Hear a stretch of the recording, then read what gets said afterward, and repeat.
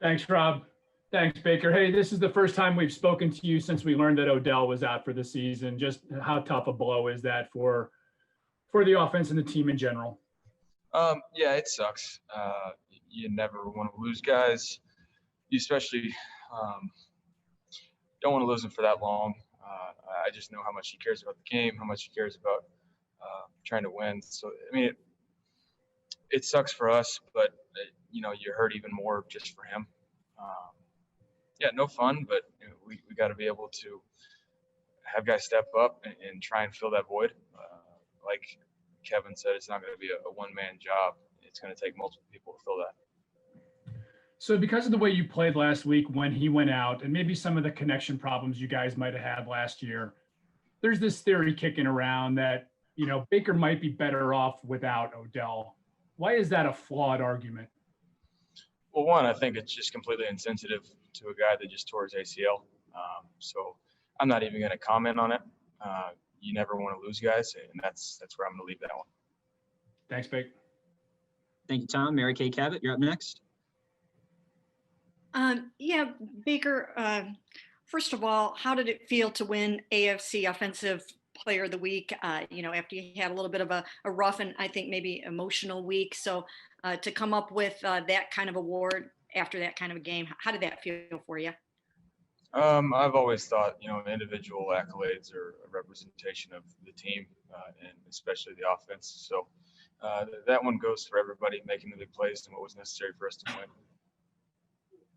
And then just also, do you guys feel like you, if it doesn't turn out that you can go find another receiver anywhere, with all the guys that you've been working with, do you feel like you have everything that you need to get the job done the way that you want to?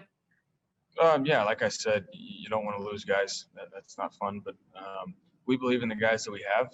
That's why they're here. So we're going to expect them to step up and do what they're capable of, nothing more, nothing less, just to go out there and do their job. Thank you. Thanks, Mary Kay. Scott Pedrick has our next question. Hey, Baker, it seems like Odell is such a focal point of defenses. How do you think they will change without him on the field?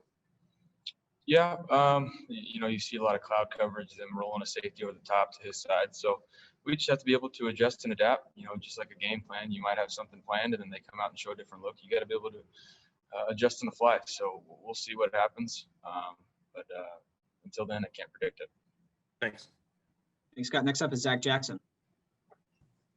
Hey, Baker, whether it's, going all the way back to your rookie training camp or prior games and prior systems, what is the value to you of just prior reps with guys like Higgins and Njoku when they get called upon and you have that trust in those guys? Yeah, there's something for chemistry. You build off reps and experience, seeing the body language in and out of routes. And obviously when you get more reps, you talk through certain things with guys. So, it might not have been a good play, but you can always learn from it. And so there's just that experience that dates back, like you said, that I think is helping. Thanks, Zach. Nate Orr, we'll go to you. Hey, Baker. Now that you've had a chance to look back at everything, I just was wondering, what did you think of the Higgins catch, and where does it kind of rank, especially in the moment? Yeah. For some of the plays that you guys have been able to make this year? That one's definitely at the top of the list. The freeze frame picture of him fully extended, catching that, high pointing the ball, that's a special play.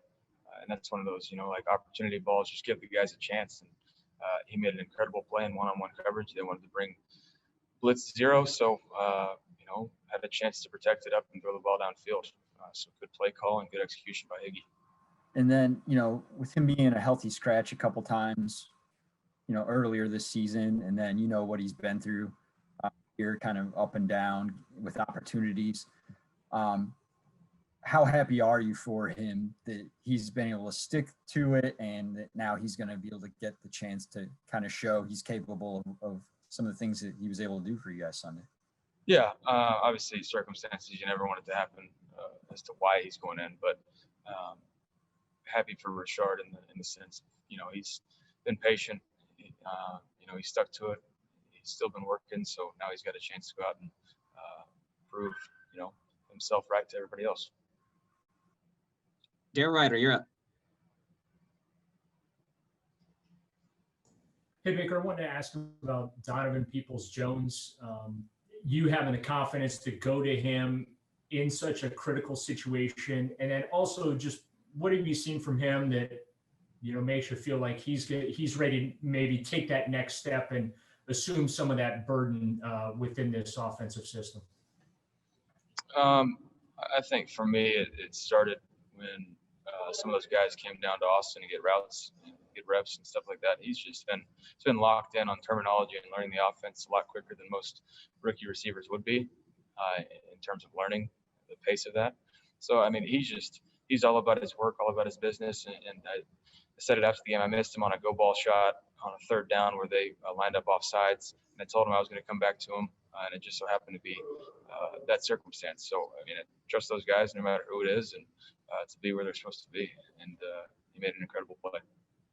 And when you're hot like you got Sunday, you complete 21 straight passes, would have been 22 if you didn't have to clock it. But are you a believer in momentum within a game? Can you feel yourself hot at any given moment? Yeah, I mean, you sense those moments when you're feeling it. You're putting the ball in the right place. You're going through your reads. You just, your field of vision slows down, and you're just executing well. But that's also for everybody else in the field doing a job for us to be able to do that. And so that's an offense clicking and everybody doing their job. Jake Trotter, you have our next question. Yeah, hey Baker, you called the the speculation out there that you might be better off as a quarterback without Odell and sensitive. But you did play well as a rookie before the trade. You played incredibly well Sunday after the injury. Does that all that give you confidence you guys can still get to where you want to go offensively without Odell, even though he's such a dynamic playmaker? Yeah, like I said, I mean, it's just awful to lose a guy like that. And, we believe we have a great team. And so that's why we're going to ask these guys to step in and multiple guys to try and fill that void. We still going to lean on this running game. We're still going to lean on this play action and trust these guys to make the one-on-one plays when they're there.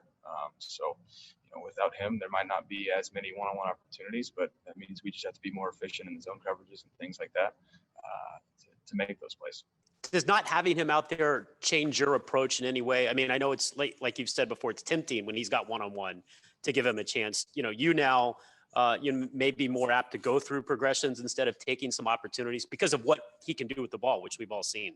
Yeah, I would say not just because, we don't have him, but teams are going to play us differently, like we hit on earlier. So I think it's about, just understanding the looks we're getting and going through our offense based on the looks and just efficiently working through that. Thanks, Jake. Marla Ridenour, you're up. Yeah, Baker, when you were talking about making adjustments, how do you feel this coaching staff and you and the quarterbacks? I mean, how is this process? I know it's early in the season kind of to know, but, do they allow you guys to make suggestions? Do you feel like you guys will be able to come up with a way to cope without Odell just as a group? Yeah, I mean, this is a savvy group that we have here. We're going to do whatever it takes to win. And so however that comes, however we adapt and adjust, this is a group that's willing and able to adjust to basically anything in a year of uncertainty and a ton of adjustments. That we're capable of doing that, even though it's not what you want. We just have to do it. Thank you. Thanks, Marla. Scott Petrick, back to you. Hey, Baker, how much confidence do you gain from a game like Sunday? I mean, to me, that's what we expect to do efficiency-wise and finding those, matchups and executing. We know there's going to be a lot more ups and downs in games, but that's what we dealt with. So we expect to be able to adjust and go. And I wouldn't necessarily say that just builds a ton of confidence.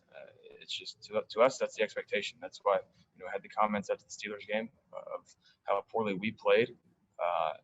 It reflects what we expect compared to what we produce.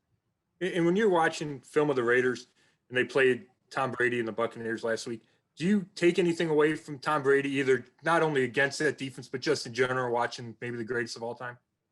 Yeah, I mean, there's always stuff to learn. There's some good film to watch. They've played the Patriots, the Saints, Bucs, obviously, Bills. I mean, they played some good teams. So they're a good defense. And like you said, I think there's always stuff to learn from watching some of these guys go up against them. Thanks. Thanks, Scott. We'll go to Didi Kinkabwala. We need to make this our last question. BJ Goodson is on deck. Hi, Baker. I was talking to somebody who was in the stadium with you Sunday who said that you just were locked in. We all know what that looks like. Can you tell us what that feels like when you're locked in? What does that feel like? And what does that mean? I just say, that one-track mind about the next play, the next series is always the most important, no matter what's going on. Like there's a lot of lead changes there, but it's all about doing whatever it takes and having that focus for 4 quarters and 3 hours plus whatever it takes. So I'd say that's what it looks like. And is that just sort of notable this year? I mean, did that actually feel different to you? No, I would just say, with the confidence that we had to go out and win that game, it just so happened that the ups and downs of the game, we just stayed focused and didn't flinch.